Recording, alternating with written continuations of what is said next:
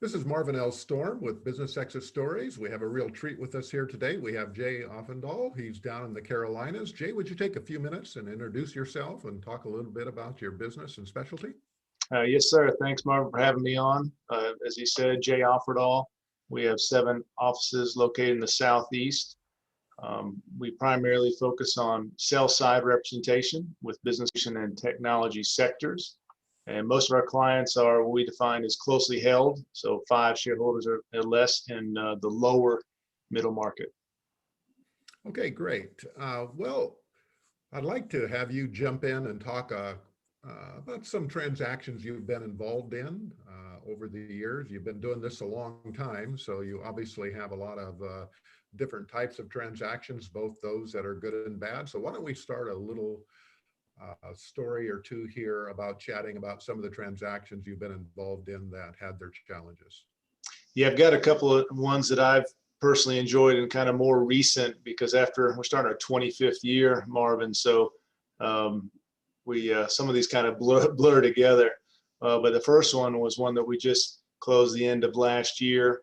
It was a virtual business that dealt with consulting and sales training, primarily in the textile industry. And it was a business that had a 15-year track record. The seller did a great job putting together a real, senior level management team that ran the day-to-day operations of the business. We were able to identify a great corporate buyer that was young, energetic, and great background, that thought he'd fit well with this, culture that was created. And they really, did a great job of being more of a performance-based organization, where there's a small fee up front for the kind of the setting up of the training and their systems, but a lot of their compensation happened after, where they were kind of verifying and keeping track and continuing the ongoing training of the departments for sales and marketing, but also managing to have them interact with the finance department, which a lot of times they're not aligned with the common goal of not only increasing top line sales, but creating more efficiencies, shortening the accounts receivable days, so more of that cash was in the owner's pockets, the company's pockets. And this business then got paid based on that performance after they implemented their processes. So a really unique business that we haven't seen often. Yeah, so I just want to make sure I understand kind of the business model here. So we have kind of a sales consulting company, and I guess this is kind of virtual, right? Kind of made for the COVID times, I guess, Yeah, they were ahead of their time. So they only had 12 kind of consultants as far as employees that were out, working with their clients. So it was a very... And their clients were in the hospitality sector. Yeah, a lot of them serviced the hospitality sector. That's correct. Yes, sir. Yeah. So that was obviously hit pretty hard. So I would imagine that anyone that could come and offer services and insights and streamline operations and create efficiencies, as well as customer acquisition in these tough times, probably did pretty well during this last year. Absolutely. When people are doing well, they give themselves credit. When things slow down, they kind of look around. So when the industry takes a hit, they were looking outside for opportunities to get people to help their business. And this is one of those businesses that did really well because people were looking for help. They're looking for ways to increase top line sales, create efficiencies. And this company could also set the benchmark, because they kind of have all the background information of the industry to let people know, like, here's where you're performing well, here's where you're underperforming, here's the room for improvements, and this is the path we should take to try to correct that. And so what happens is, once they corrected that, our client would get paid from their clients based on the increase. So it was a very small fee up front, $25,000 to $50,000 to get everything implemented for the first 3 to 6 months. And then there was a kind of a 6 to 18 month trail where they continued to work on with their client to help manage and track what they're doing, and they would get a cut of that increase. So it's really, their interests were aligned with those clients, because they really only got a good payout if things went really well, and they're betting on themselves, and they won the vast majority of the time. They always brought something to the table to help increase that business. Well, that's kind of an interesting business model. You don't see that type of business model where, you're paid based on your performance, on what revenue you can actually increase. And Right. I would imagine this was kind of attractive when you went to market. Absolutely. Absolutely. Because they had such a backlog since these contracts were ongoing for a long time. The buyer stepped into a book of business that if they just shut off the hose right at the beginning of the year, they had backlog that would carry them through the end of this year. So there was almost zero risk in the first 12 months because the excess billings that would continue to go through were similar to 1 year's annual revenue. So that the backlog was tremendous. Well, sounds like this is a business that should have been teed up for a quick close. What happened? Yeah. And it's one of those deals where things are going so smoothly, you're kind of looking and say, okay, something's going to bite us in the rear end.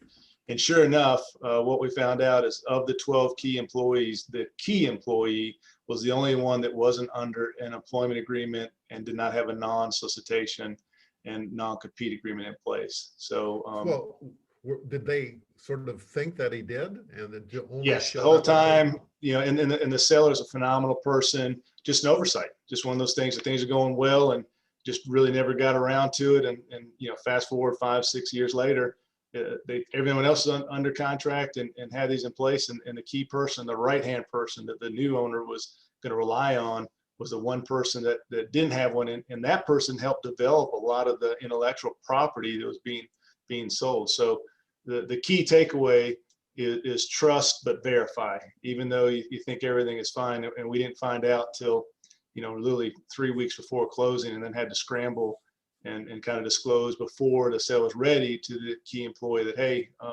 this is happening and we need your cooperation with a new. A lot of times when you have a situation like this, the employee really understands their leverage and can hold out and, kind of hold the deal at hostage and extract a lot of pain to get the deal closed.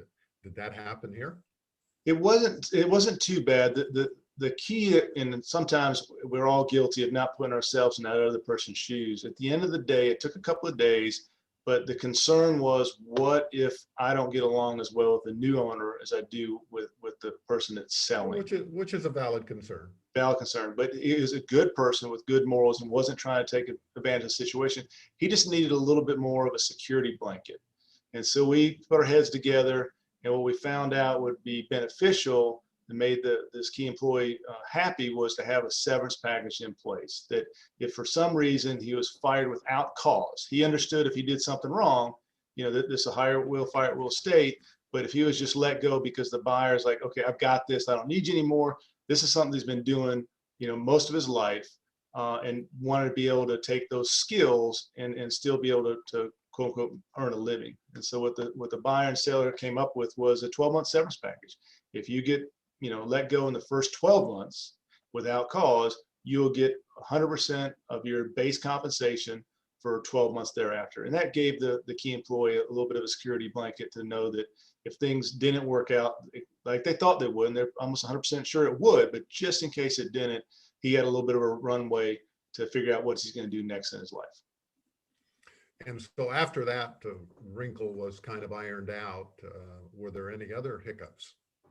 Fortunately, no. We kind of joke that there's always going to be 3 things that we didn't foresee that could be very emotionally become big situations for the buyer or seller, and we want to get ahead of those. And in this situation, like I said, 90% into it, everything was going just as smooth as we could ever ask for. Great relationship between the buyer and seller, and this one kind of thing jumped up. And when you're getting that close to closing and deal fatigue sets in, and there's buyer remorse. Why don't you talk a little bit about deal fatigue? That it isn't often addressed. Things can be going along so well, and things just drag out and they drag out and they drag out. So why don't you give me a little insight into the emotional side of a deal in this phenomena called deal fatigue? Well, for us, being a lower middle market, this is a huge relationship, emotional business decision, and it's not just a transaction. So the seller, especially, they're not numb sometimes to what's going on. Where at the next level, you talk about $100 million deals, it's monopoly money. This is life and generational changing, what I call real money, real people's money, not monopoly money. And so when you're selling something you started from zero, it becomes almost like one of your children. And you've heard that analogy is like, I'm selling my baby.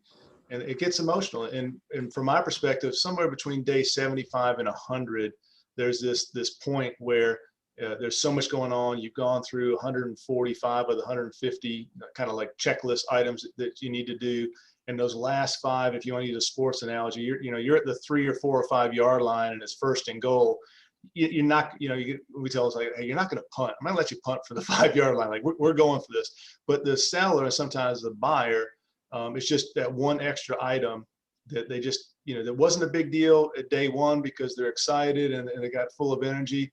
But just the accountants and the attorneys and the deal fatigue is just kicked them so hard mentally and physically and emotionally that one extra item is something that could, you've heard the analogy, it's the straw that broke the camel's back. It really does happen. We've seen people push away at the closing table and it hurts. It hurts for everybody, but it's just that one last thing that someone asked for. It's like, I told you not one more item. And they draw a line in the sand and that person crosses the line and they're emotional. And they make an irrational decision in the midst of it. So that's kind of a long way of defining what I call deal fatigue. Yeah, and I think you hit the nail right on the head. It's just that straw that breaks the camel's back. People just get to a point where they want to close, and if it's not going to, they literally can back away from the table on an otherwise perfectly good deal. And I've heard stories on our podcast here where this happens. Not all that frequently, but deals do blow up because of deal fatigue. That's right. They do. And so the takeaway on this story, as you said, trust but verify. It is. And so even though you think that everything is in order and you think all the documentation is there, someone is going to go through it. So it's probably a good idea to make sure that you just don't make the assumption that everything is there, that you actually take a look at the documents, get the documents pulled together before you get to closing. So you don't have these situations where you literally can be held up because of an oversight. And I've seen other situations and heard stories told on the podcast here where it cost $500,000 to that key employee that knew he had leverage in this situation. So it does happen.